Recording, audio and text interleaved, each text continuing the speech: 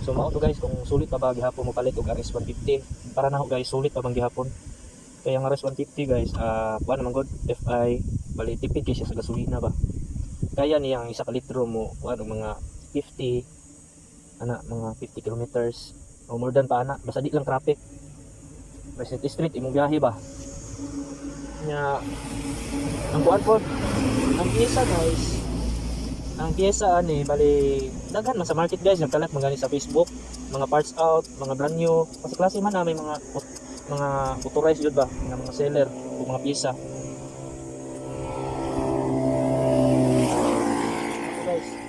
daghan ni siya pyesa sa kahadlok og kanikaan mo palit og RS150. Ang problema lang aning RS150, mahal og pyesa pareha aning mga brand new press ani ngani mga glossy nga part, kani yung side,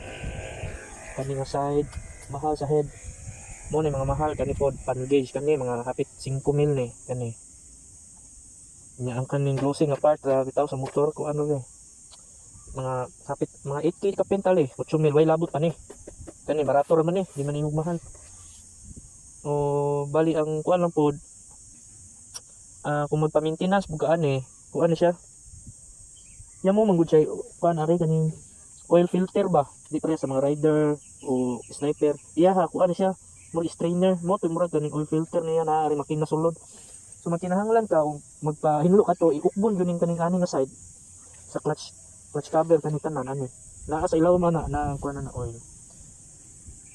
So kuan guys okay man pud siya liman ka nga kung pagpalit pagud ani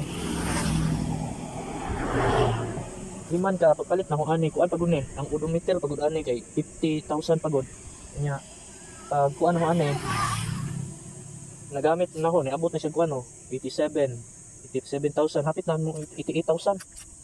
So grabe na ni 2 years wala pa ni kaning kuan guba sa makina. So ako nabasahan nga issue ani once nga long term na jud guys mga long term na jud iyang gamit mga 100k 1000 more than ana kuan balancer issue mao jud murag problema niya pero dali ra man na guys kay daghan naman kayo mekaniko gud nga kuan ani kabalo mo kuan ba balo ayo.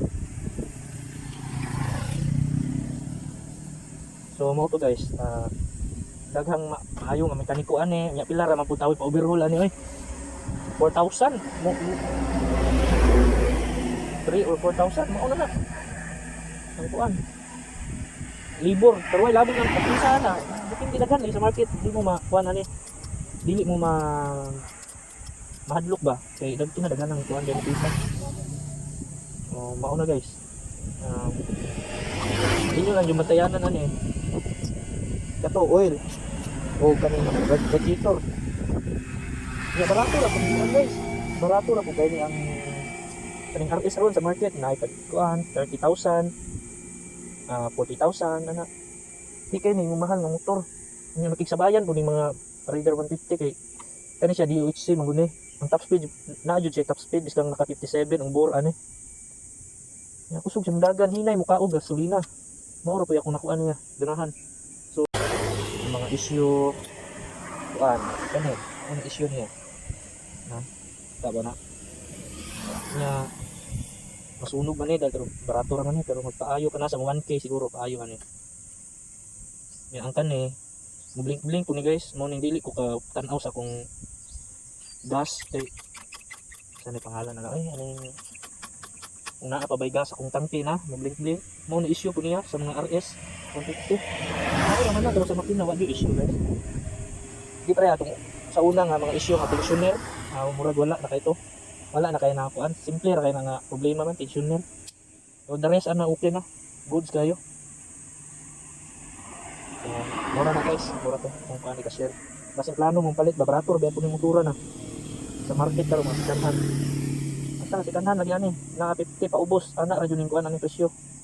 pero bantay-bantay lang kung mo palit mo sikanhan kay ang sikanhan ani daghan di kay mga balasubas nga mga kuan mga owner kabalo mo change oil maintenance ba so maura to.